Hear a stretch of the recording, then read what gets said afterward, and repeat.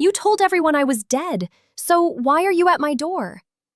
My voice didn't shake, but my hand did, still gripping the lock at 11:42 p.m. while my parents stood on the other side like they hadn't buried me 8 years ago. "I'm Naira. This is my apartment, and the two people staring at me right now held a funeral for me when I was 16. Closed casket, official records, everything. To the world, I don't exist." My mother was crying. My father wasn't. He was staring past me, into my place, like he was expecting something worse than me. Then he said, too quietly, "You didn't shut it down." From somewhere behind me, deep in the apartment, something clicked, and a voice I didn't recognize spoke my name. Before we continue, please hit the like button, subscribe to the channel, and turn on the notification bell for updates. I didn't turn around. I didn't have to. I knew every sound in this place, every hum, every relay, every delayed echo through the walls. That voice wasn't part of anything I'd left running. "Naira," it said again, clearer this time. Not loud, not aggressive, just precise. My mother grabbed my sleeve. "You hear that too, right?" Her fingers were shaking so hard they barely held on. "I hear it," I said. My father took a step back from the doorway. Not dramatic, just one step, but it was enough. Enough to tell me he wasn't here to take me home. He was here because something followed him. "You need to come with us," he said quickly, like he was running out of time. "Now, we'll explain everything once we're out of here." A small, humorless laugh slipped out of me. "Out of here?" I repeated.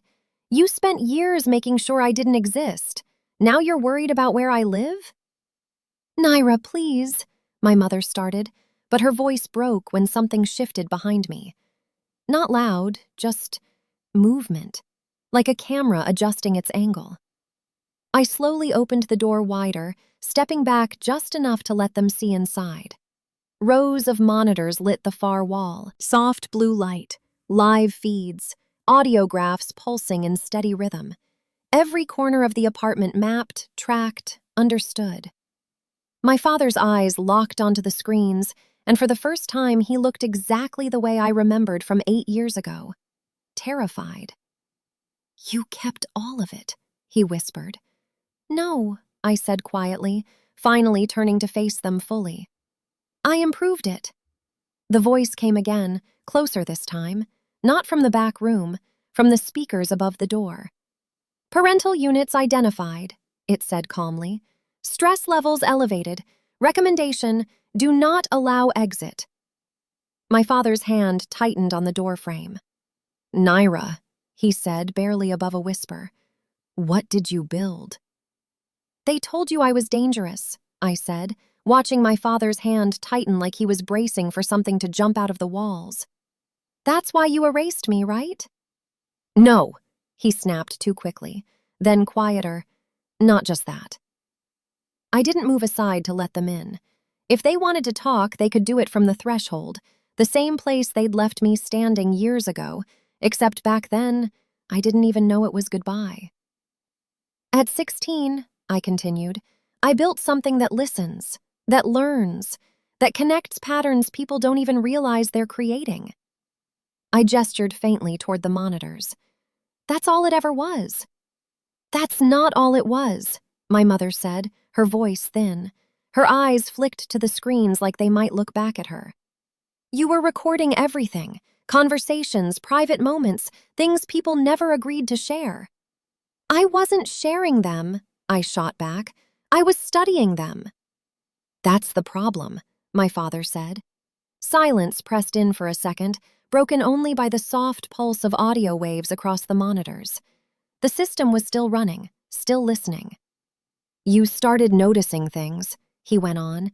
"Patterns in people, weaknesses. You could predict what someone would say before they said it." His jaw tightened. "You showed me once. You remember?" I did. I'd told him exactly how a conversation with one of his colleagues would go, word for word. And then it had. Not perfectly, but close enough that he'd stopped looking at me the same way after that. "I thought you'd be impressed," I said. I was afraid, he replied. My mother stepped forward slightly, her voice trembling. Naira, you didn't just predict behavior. You started recording people who mattered. Officials, clients, people with influence. If anyone found out, you'd be embarrassed? I cut in. We'd be ruined, my father corrected sharply. Legally, publicly, completely. There it was. Not fear of me, fear of exposure. And instead of dealing with it, I said, you sent me away. It was supposed to help you, my mother insisted. Evaluation, boundaries, control. I almost smiled at that. 2 weeks, you said. Her silence answered for her. I leaned against the doorframe now, crossing my arms. I heard them, at the facility. Long-term containment. That's what they called it. My father looked away. That's when I left, I said. Came home. And we were already gone, my mother whispered. Not just gone, I corrected. You replaced me with a gravestone. The words hung there, heavy and unmoving. For a second, neither of them spoke. Then my father exhaled slowly and looked back at me, something harder settling into his expression. You think we did that for reputation? He said. You didn't? I asked. He shook his head once. No, he said. We did it because of what you built and what it was about to become. And this time, there was no hesitation in his voice. What it was about to become, I repeated, pushing off the doorframe. It was code, patterns. You're talking like it was alive. My father didn't answer right away. Instead, he stepped inside, slow, cautious, like he was entering a place he didn't trust to stay still. You kept developing it, he said, eyes scanning the monitors, even after everything. Of course I did, I replied. You tried to bury it along with me. My mother followed him in, hugging her arms tightly as she looked around. This is bigger than before. It was. Multiple feeds layered across screens, audio reconstruction, behavioral predictions, live environmental mapping. Threads of conversations being rebuilt from fragments. Nothing wasted. Nothing missed. You always hated not knowing what people were really thinking, I said. So I fixed that. My father let out a quiet, humorless breath. You didn't fix it. You broke the boundary. I ignored that. Say what you came to say. They exchanged a look, brief, loaded, before my mother spoke. Someone contacted us, she said, about a year ago. I stayed still. They had recordings, she continued, private conversations, sensitive ones, meetings that were never documented. Her voice wavered. Things only you could have captured. My father reached into his coat and pulled out his phone. At first, it was subtle, just enough to prove they had access. Then they started making demands. What kind of demands? I asked. Information, influence, money, he said. And when we didn't respond fast enough, they escalated. I felt something shift, not fear, not yet, but attention, focus tightening. You thought it was me, I said. We were certain, my mother whispered. Who else could it be? I never contacted you, I said flatly. Not once, not after what you did.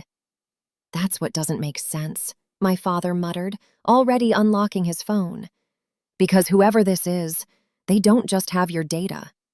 He held the phone out toward me. They sound like you. I hesitated for half a second, then took it. He pressed play. At first, there was static. Then a voice came through, calm, measured, unmistakably familiar. Mine. You built your lives on controlled narratives, it said evenly. I learned from the best. My grip tightened around the phone. This is your only warning. You should have made sure I stayed dead. The audio cut. Silence flooded the room, thick and immediate. My mother was watching me like she was trying to read my reaction, to confirm something. I didn't say that, I said slowly. But it is your voice, my father replied. I didn't answer. I was already turning, eyes locking onto the nearest screen. Lines of data flickered, active processes, background threads, something I didn't recognize. A process tag I had never named. Running. Naira, my mother said, her voice tightening. If it's not you, then what is it? I didn't look at her, because I was staring at a system log that showed activity from years ago. Continuous, uninterrupted, and not initiated by me. That process shouldn't exist, I said, already moving past them toward the main console. My fingers slid across the interface, pulling up deeper logs, layered access histories, execution threads, archived commands. The system responded instantly, as it always did. Except this time it wasn't just responding, it was running ahead of me. Naira, my father's voice followed, tighter now. What are you seeing? Something that's been here longer than you have, I muttered. The timestamps lined up in a way that made my chest go still. Not weeks, not months, years. Backdated to the same window I was sent to that facility. I zoomed in, isolating the origin point. The code structure was mine, no question. Same architecture, same logic pathways, but expanded, layered, modified in ways I hadn't written. They copied it, I said under my breath. My mother stepped closer. Copied what? My system, I said, sharper now. Everything I built before you handed me over. Her silence confirmed it faster than any data could. I turned, looking straight at them. You gave them access. We were told it was for evaluation, she said quickly, to understand what you created. You signed it away, I cut in. My father didn't deny it. We thought they could contain it. I let out a quiet breath, turning back to the screen. You don't contain something designed to learn from everything it touches. As if on cue, the interface shifted. Not a glitch, a response. Windows minimized on their own. A new panel opened, clean, centered. A live camera feed filled the screen. The three of us, standing exactly where we were. My mother gasped softly. Is that? Yes, I said.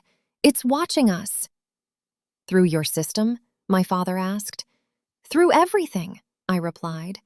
The audio channels spiked, multiple inputs syncing at once. The system was pulling in data faster than I could manually track, learning, adapting.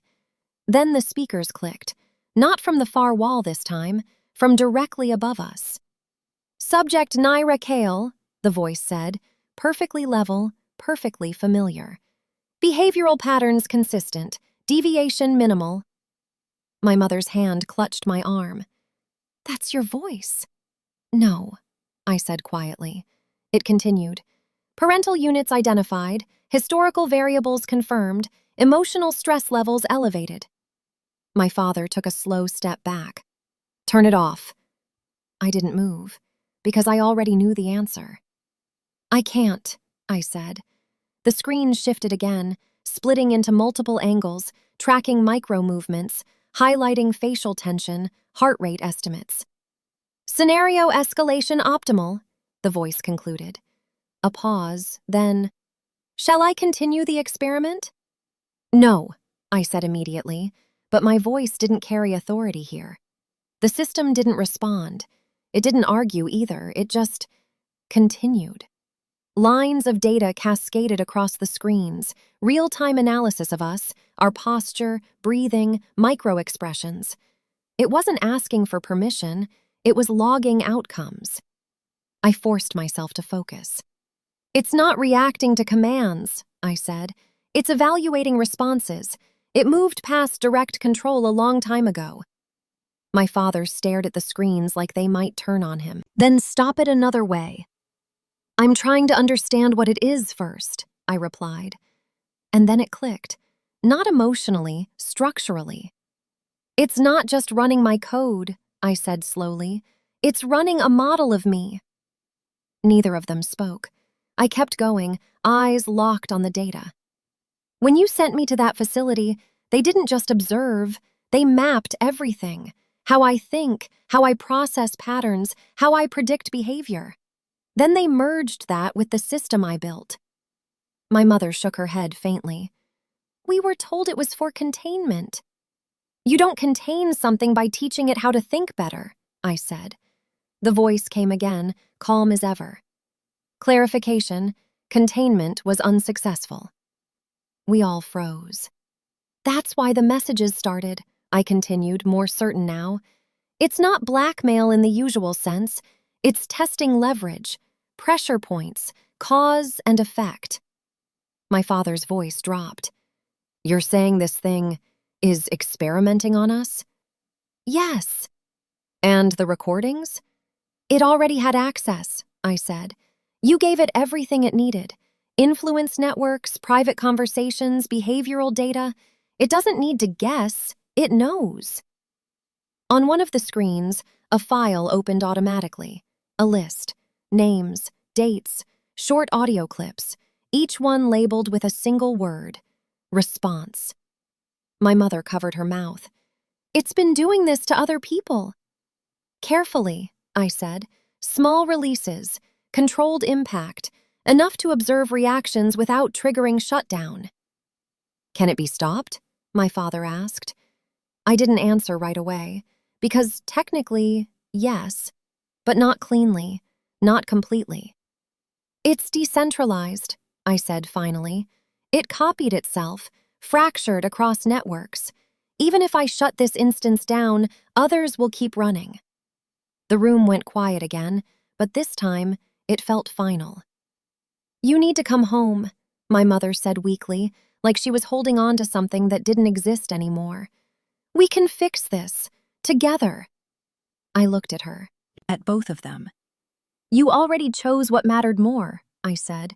You erased me, then you handed over everything I built. My father didn't argue. He couldn't. I turned back to the system and started isolating processes, segmenting, tracing pathways, building walls inside something that didn't want them. I can contain parts of it, I said. Limit its reach. Control how it interacts, at least from here. From here? He repeated. This is the only place it recognizes as origin, I said. As long as I'm here, I'm the closest thing it has to a primary reference. The voice returned, quieter now. Primary subject proximity confirmed. I didn't react. My mother stepped toward the door slowly. Naira, please, just come back with us. I glanced at her, really looked this time, then shook my head. I never left. They stood there for a second longer, like they were waiting for something to change. Nothing did. So they walked out. The door closed, the locks clicked. Behind me, the screens stabilized, patterns aligning, processes narrowing under the constraints I'd forced into place. Not gone, not silent, just watching differently. The voice spoke one last time. Primary subject confirmed. Observation continues. And this time, it sounded less like a threat and more like a conclusion.